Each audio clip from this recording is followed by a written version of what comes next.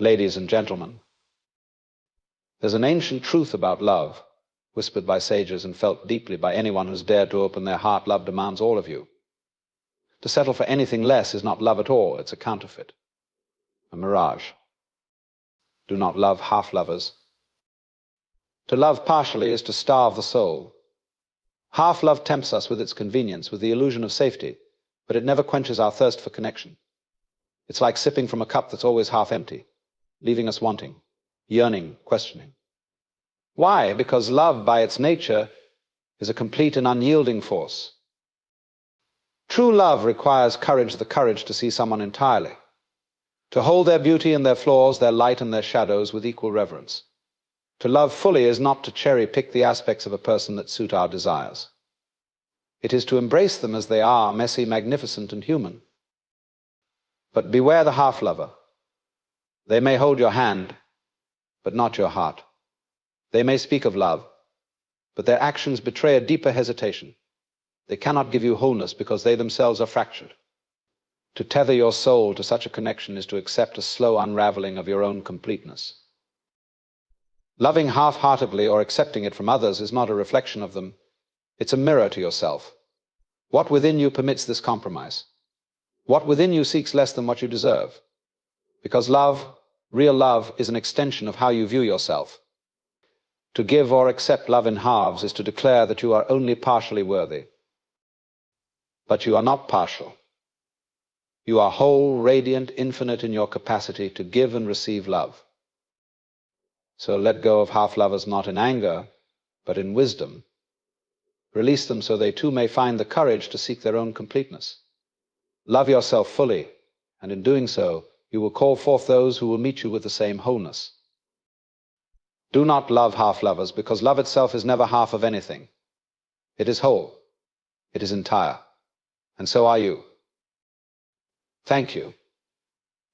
True love, in its essence, is a profound and unyielding force that transcends the superficial layers of human interaction. It is not a barter system, a negotiation, or a contract with fine print. Instead, it is an all-encompassing, transformative connection that demands the wholeness of both individuals involved. To fragment this connection, to engage in love only partially, is to distort its very nature and undermine its purpose. Love is a fusion of energies, a merging of souls, and a resonance of hearts that cannot thrive on fragments or half measures. To embrace only part of a lover, selecting only the pieces that are convenient, pleasing, or unchallenging, is to deny the very essence of what love is meant to be. Love as a concept is holistic. It is not meant to be dissected into manageable parts or approached with caution, as if one could love someone's smile but not their sorrow, their charm but not their chaos. It does not operate within the boundaries of convenience, nor does it abide by the rules of conditional acceptance. When you claim to love someone, what you are truly doing is acknowledging the entirety of their being, their virtues, their flaws, their strengths, their vulnerabilities, and everything in between. To fragment this acknowledgement, to reserve your love only for the parts you find appealing or easy to handle, is to deny them the dignity of being seen as a whole person. It reduces love to a transaction rather than an act of transcendence. Imagine a piece of music, a symphony, intricate and layered. To appreciate only a single note or a specific section, while ignoring the rest, is to rob yourself of the fullness of its beauty. Similarly, in love, to isolate and cherish only certain aspects of a person is to miss the harmony of their entirety. Every strength they possess is intertwined with a vulnerability. Every moment of joy is linked to a struggle they have endured. To love someone partially is to disrupt this natural balance, to fragment the symphony of who they are, and to deprive both them and yourself of the profound beauty that comes from embracing their totality. The act of loving someone fully requires courage. It is not for the faint-hearted or those seeking comfort in shallow waters.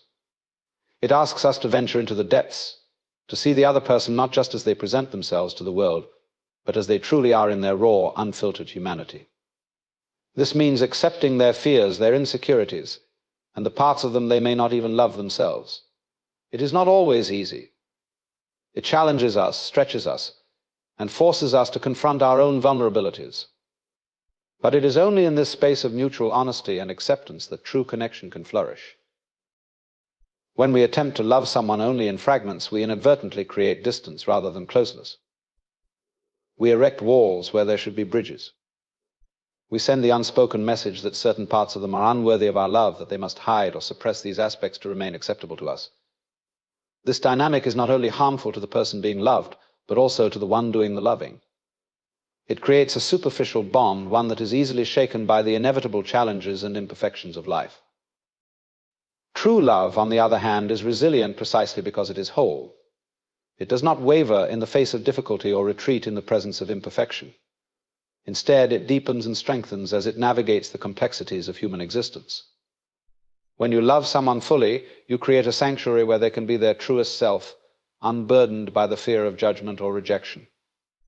This, in turn, allows them to love you in the same way, creating a reciprocal dynamic that is both healing and empowering. To love only part of a person is also a denial of your own capacity for love. It suggests that you are unwilling or unable to engage with the fullness of human experience, that you are content to remain on the surface rather than diving into the depths. But love, true love, is not a surface-level phenomenon. It is a journey into the unknown, a willingness to explore the uncharted territories of another person's soul, and to allow them to do the same with yours. It is an act of bravery, of vulnerability, and of profound humanity. In loving someone fully, you also honor the interconnectedness of life itself. No part of a person exists in isolation. Their joy is shaped by their sorrow, their strength by their struggles, their kindness by their pain. To love only one aspect of them is to ignore the intricate web of experiences and emotions that make them who they are. It is to deny the complexity and richness of their existence, and in doing so, to rob yourself of the opportunity to truly know them. This wholeness of connection is not only about the other person, it is also about you. By loving someone fully, you affirm your own wholeness. You declare that you are capable of engaging with the full spectrum of human experience, that you are not afraid to confront the messy, imperfect, and beautiful reality of love. In doing so, you create a bond that is not only deeply fulfilling, but also transformative, both for yourself and for the person you love.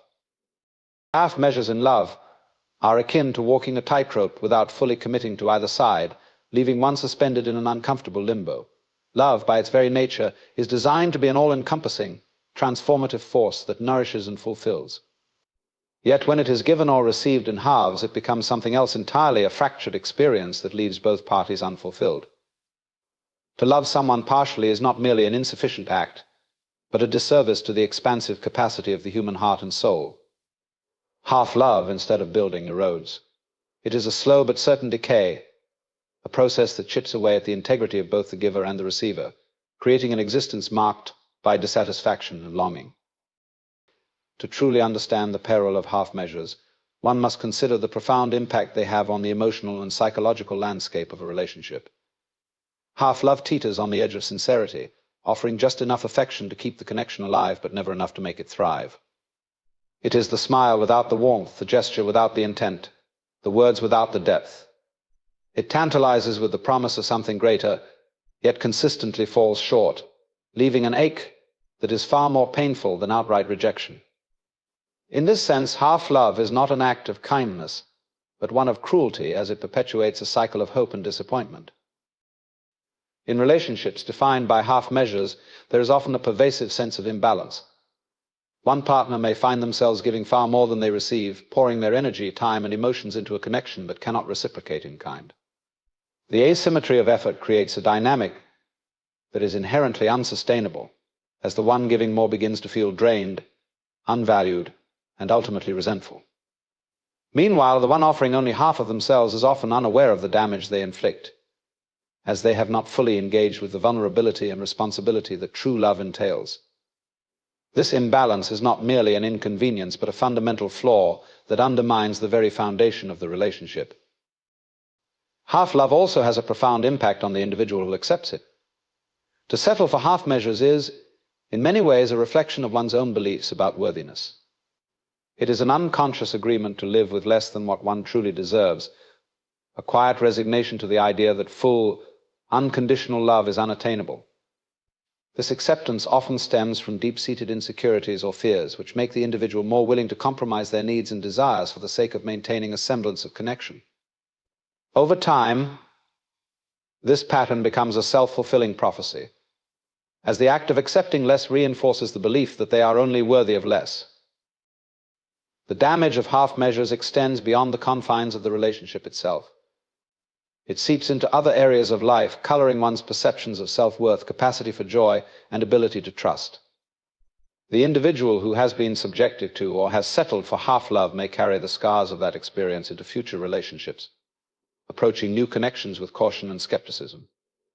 The hesitancy to open up fully or to trust completely is a natural consequence of having been let down in the past. Thus, half-love not only diminishes the quality of the current relationship, but also casts a long shadow over future ones. Half measures in love are also marked by an inherent instability. Because they lack the depth and authenticity of true connection, they are easily disrupted by external factors such as conflict, stress, or the passage of time.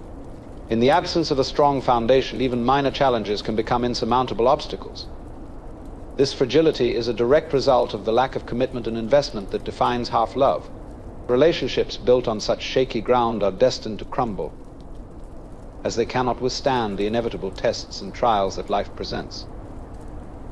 What makes half measures particularly insidious is their deceptive nature. They often masquerade as love, offering enough affection and attention to create the illusion of connection. This illusion can be incredibly difficult to discern, especially for those who are deeply invested in the relationship. The intermittent reinforcement of affection, moments of closeness followed by periods of distance, creates a cycle that can be both confusing and addictive. This push and pull dynamic keeps the individual on the receiving end perpetually off balance, unsure of where they stand and constantly striving to secure the love they so desperately seek. The giver of half-love, on the other hand, often operates from a place of fear or uncertainty. They may fear vulnerability, commitment, or the loss of independence. Rather than confront these fears, they choose to withhold parts of themselves, offering just enough to keep the relationship afloat, but not enough to fully engage.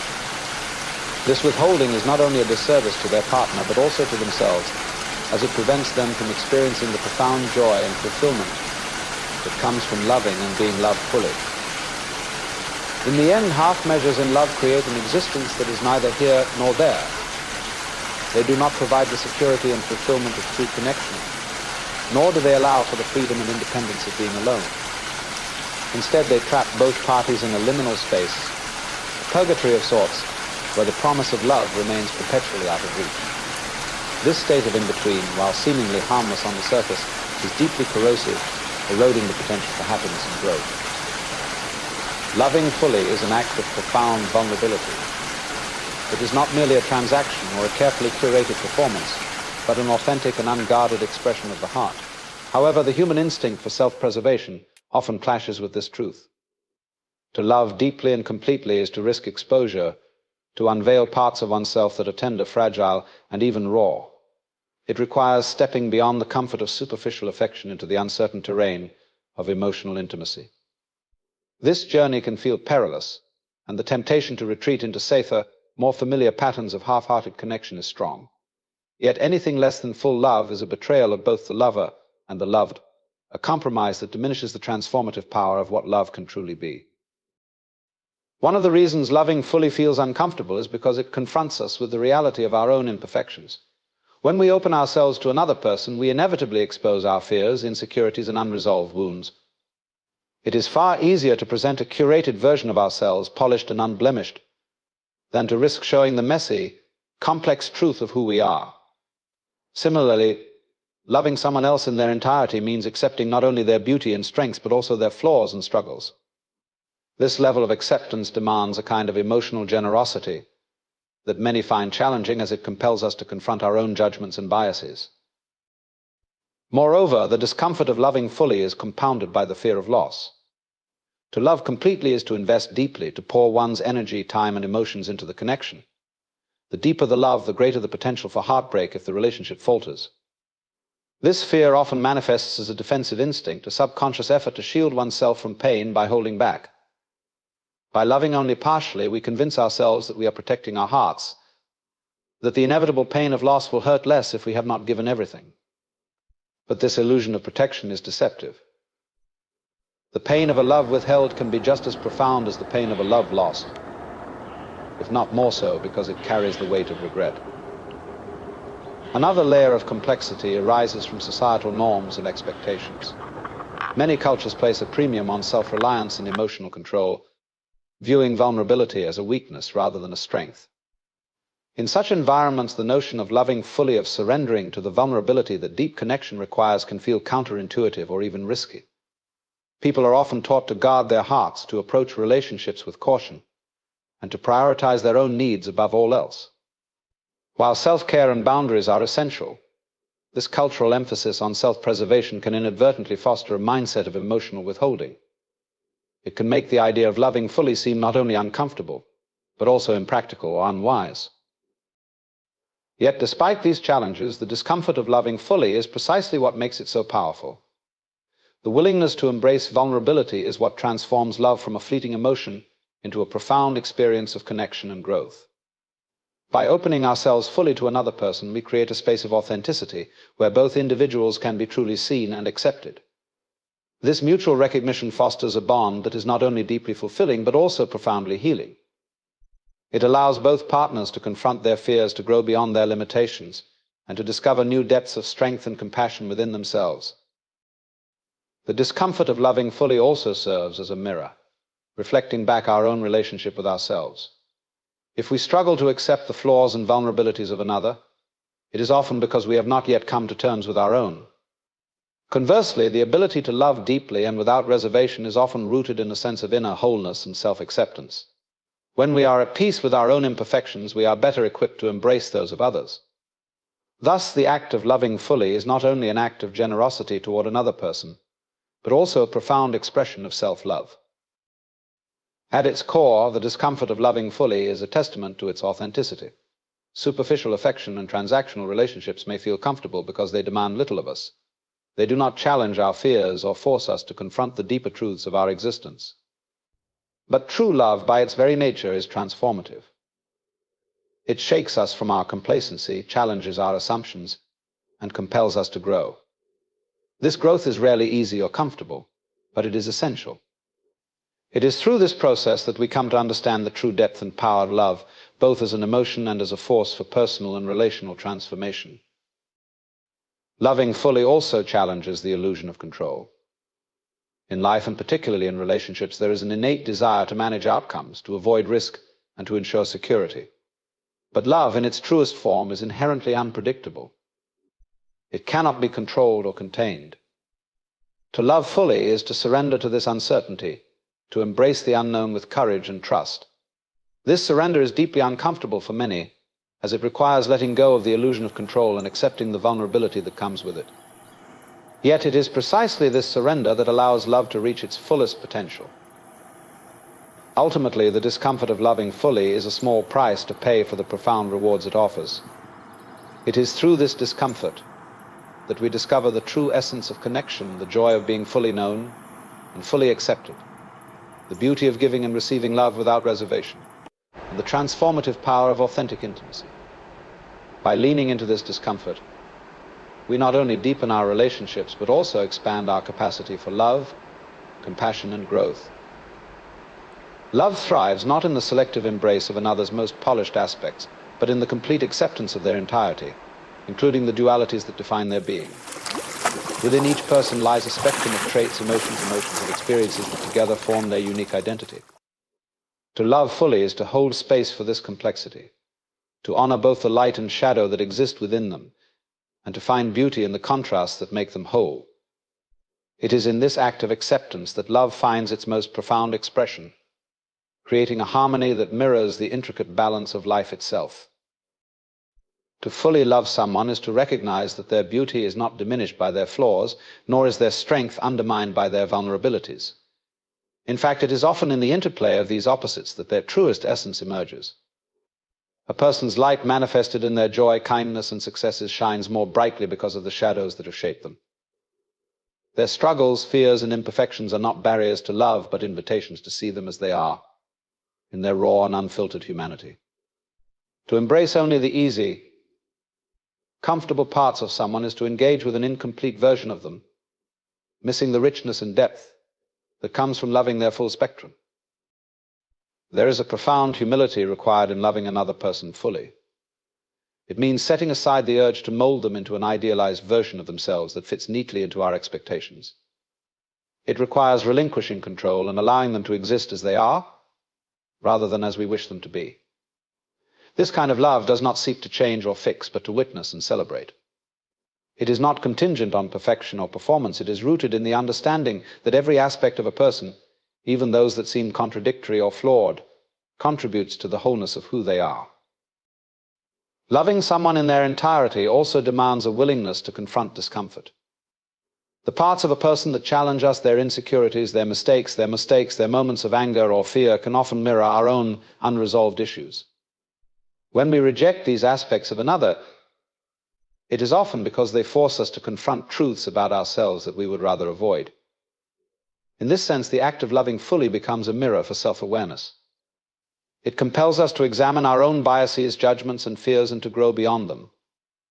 By embracing the complexity of another person, we also learn to accept the complexity within ourselves.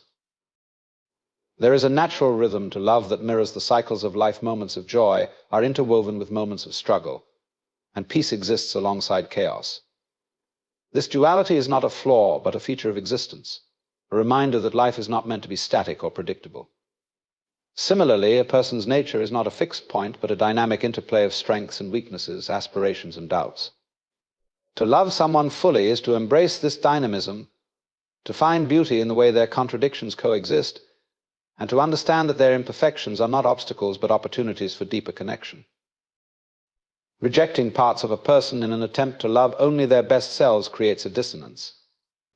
That disrupts the natural harmony of love. It imposes a fragmentation on the relationship, forcing the person to suppress or hide the parts of themselves that do not conform to the image we wish to see.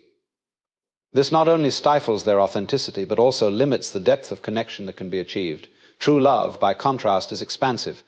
It creates a safe space where both individuals can bring their whole selves, free from judgment or rejection. In this space of acceptance, love becomes a transformative force. It does not demand perfection, but instead fosters growth.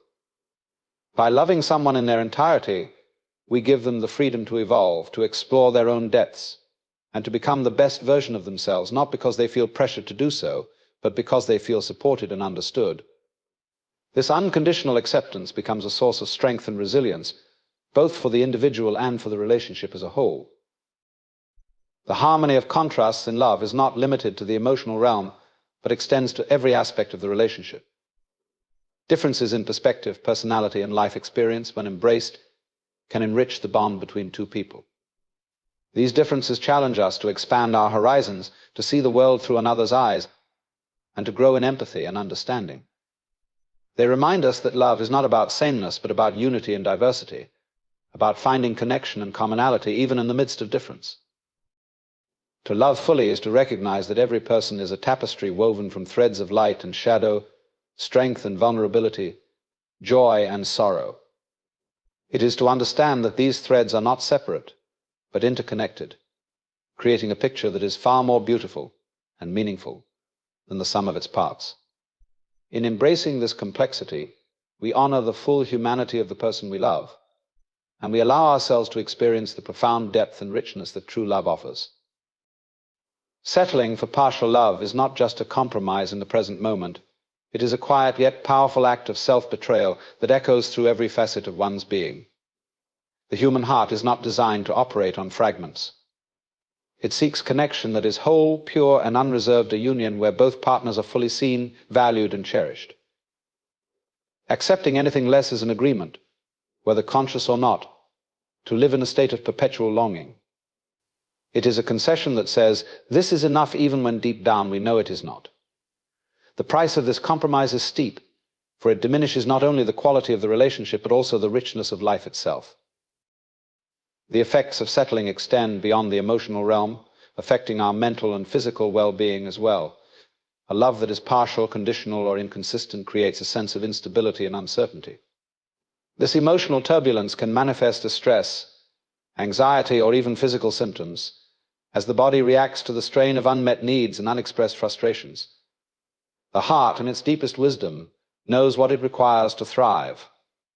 When denied this nourishment, it does not simply remain static, it withers, and its capacity to give and receive love diminishes over time.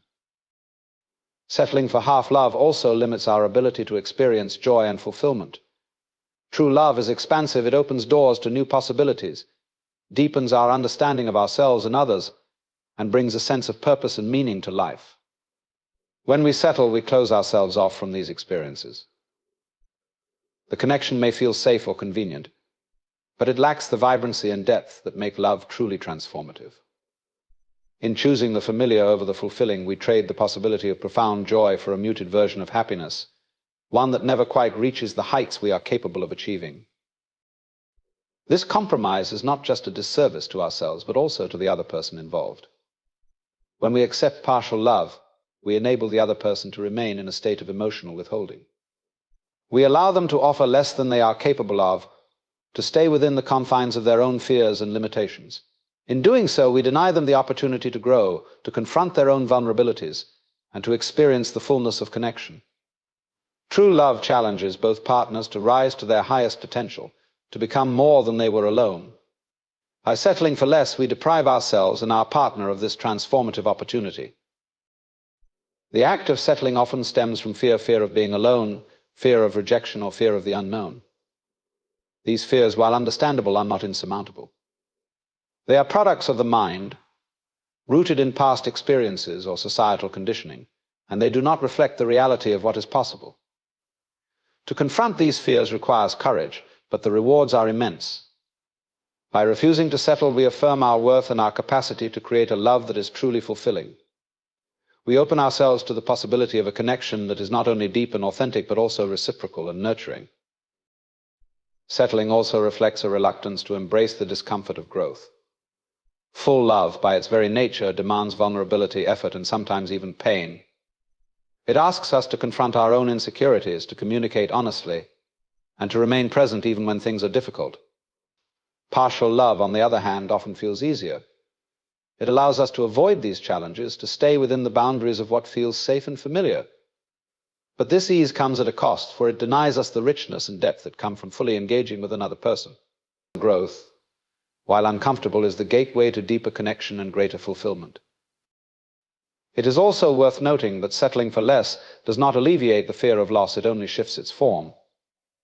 When we accept partial love, we live in a state of quiet insecurity, always wondering if the other person might drift away or withdraw even more.